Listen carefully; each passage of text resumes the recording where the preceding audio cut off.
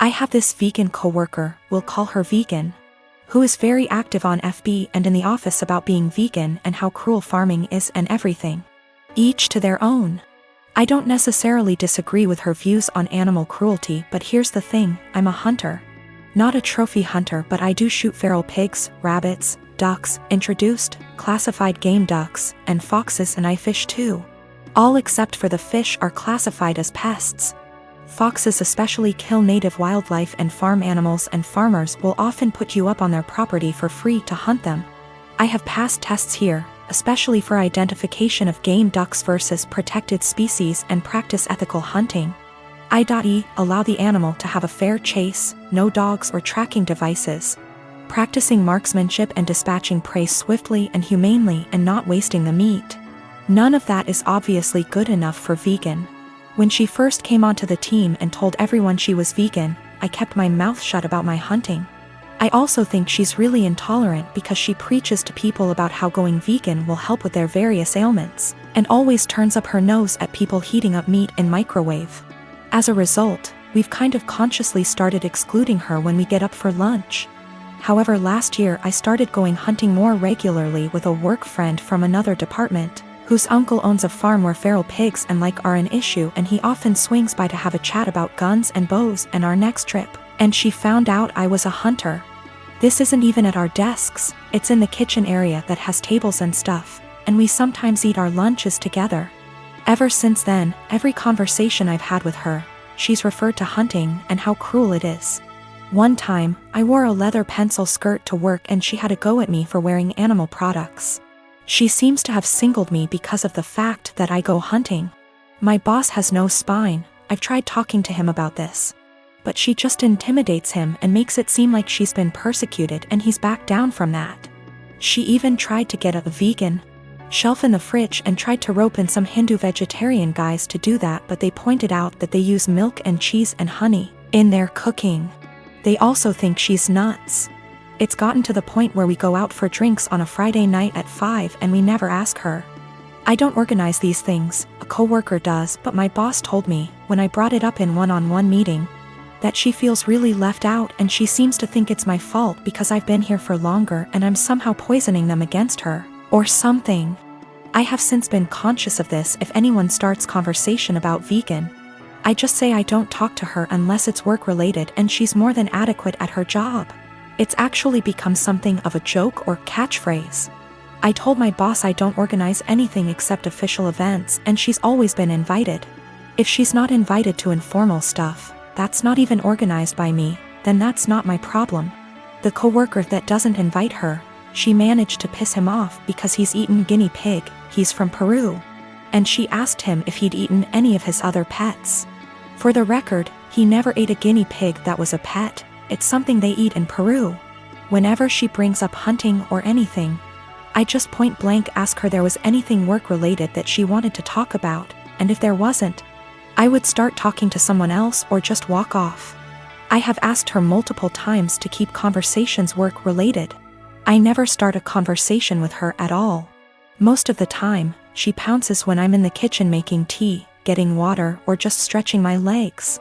One time last week, a group of us were talking and she got up to join the discussion. A horrible silence fell over the group to the point where I just excused myself and went to my desk, and so did a few others. It all came to a head in our team meeting today when our boss, usually at the ends, asks if there's any positive news or celebrations outside of work people want to share, like engagements, marathons, charity appeals, etc., and Vegan sarcastically asked me how many lives I'd taken last weekend.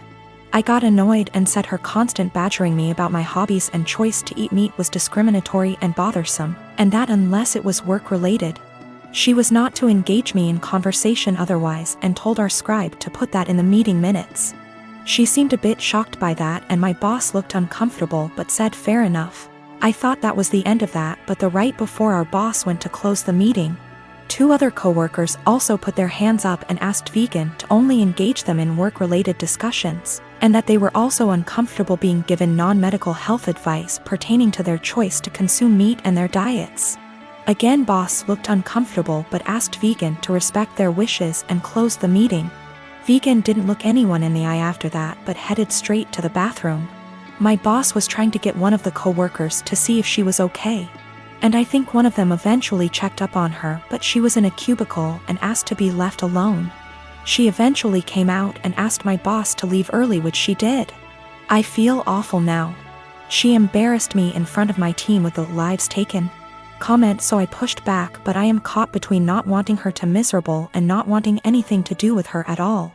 A few of my coworkers and I ended up in a proactive conference call after this with HR, who basically said that always been subjected to unwanted advice and jabs about eating meat was not okay.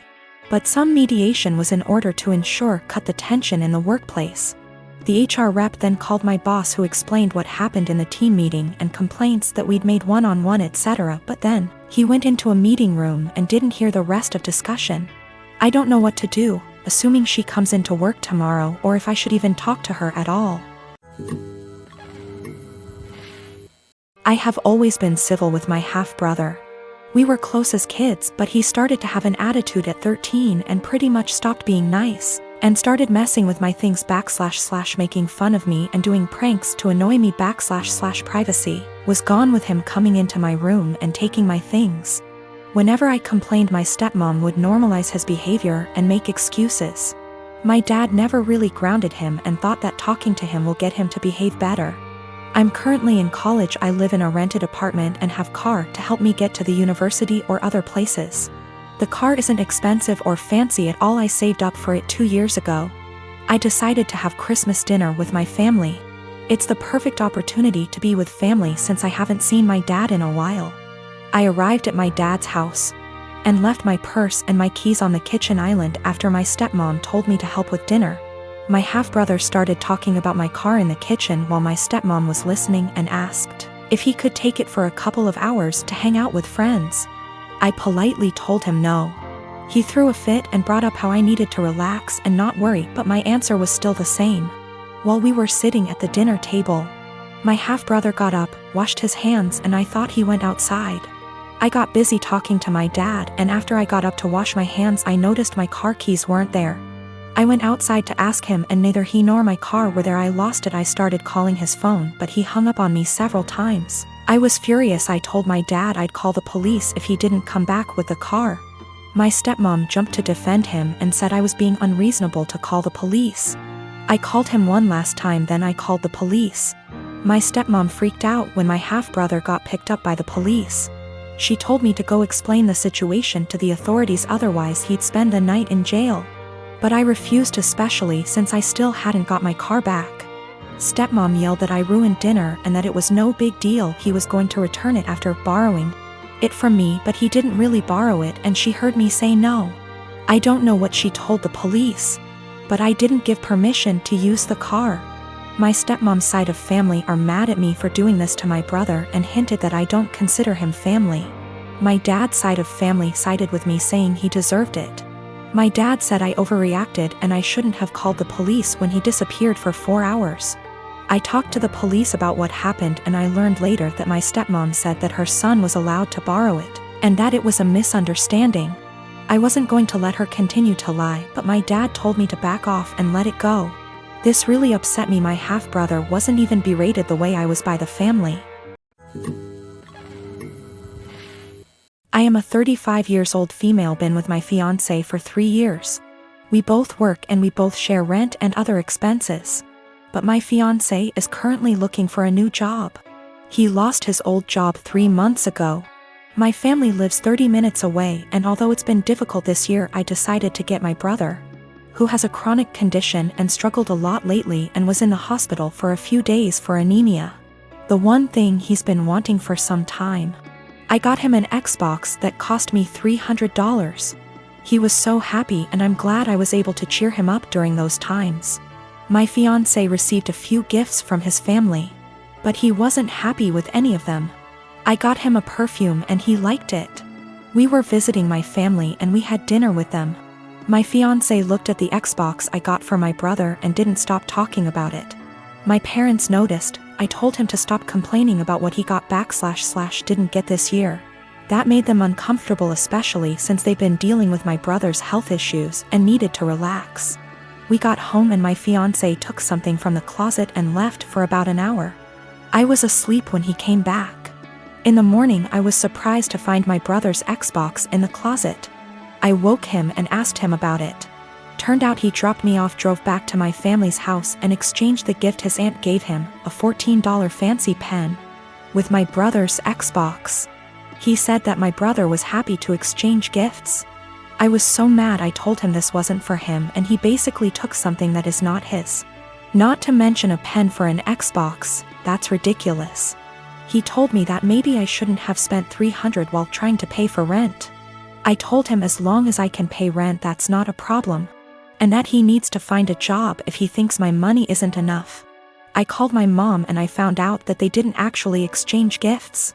My fiancé pressured my brother into giving him his Xbox. I was livid and so mad I told him to take the Xbox back to my brother, but he said it was between him and my brother, but I insisted. He refused, so I ended up taking it myself. My fiancé argued when I took it and said that I was pressuring him and treating him poorly and have no respect for his feelings. I told him he was wrong to make my brother give him his gift and causing him stress and ruining his joy. I apologized to my brother and my parents and I felt awful because of how my fiancé behaved. My fiancé isn't talking to me, saying that I have no consideration for his feelings and not understanding how he feels, not having money to buy himself the things he likes. I'm surprised because he has never done anything like this before. I get that he's struggling with finding a job, but this is not an excuse. I married my wife Elise 12 years ago. She has a 16-year-old daughter, Anna, from her previous relationship, and we have a 7-year-old son as well. From pretty much the beginning of our relationship, Anna and I have never gotten along. I don't know how to emphasize that it is not because of a lack of trying. She just does not like me. When she was young she was just scared of me and afraid I'd tear their family apart. Nowadays it's more of a neutral dislike rather than strong antipathy, so I suppose that's progress. Elise is a stay-at-home mother, so she relies on me for income. As a result, I pay for everything for Anna. Food, clothes, volleyball fees, field trips. I take an interest in her hobbies. I go to her games. I'm not saying I'm perfect, but I try my damn hardest to be the stepfather I can. But it's so hard. Always giving me curt one-word responses. Always having to have an attitude. She does things to get a rise out of me. Staying out late reeking of booze. Always trying to sneak boys in. Typical rebellious stuff. But I always let her know I love her and I'm there for her in hopes of her shithead teenager phase passes. The opposite is true for her biological father. She adores him. Can't tell you why. He never goes to her games, always makes excuses for why he doesn't want to see her. He forgot her birthday last month and she cried herself to sleep. Well anyways, Friday, I came to her room to check her phone and read her messages, not a permanent thing. But she's been caught sneaking out twice in the last month, so this is her punishment. I ask for the phone, she says, "No, I'm tired of you checking my shit, leave me alone." I tell her I'm not asking again and she goes, "Just off already. You're not my real dad. You never have been. Stop acting like you can tell me what to do," before getting up and slamming the door. Like I said, guys, I'm tired. Tired of the blatant disrespect. Of being the verbal punching bag while still providing more for her than anyone else in her family. We haven't really talked since until this morning during breakfast. She asked if I could pay for her plane tickets so she could see her boyfriend cross-state. Like I said, her mom doesn't work and her dad is a POS, so I normally would be the one to cough up the money. Not this time. I responded, "Go ask your real dad." I could tell she was hurt. Tears swelled up from her face and she excused herself from the table. My wife took me aside later and said my comment was extremely disrespectful. I said if anything's disrespectful, it's her treating me like a doormat and a credit card. And I will no longer tolerate this treatment in my house. I told her we don't have to be friends. But if she can't at least be cordial to me or respect my position as an authority figure, she can find someone else to pay for her non-essentials.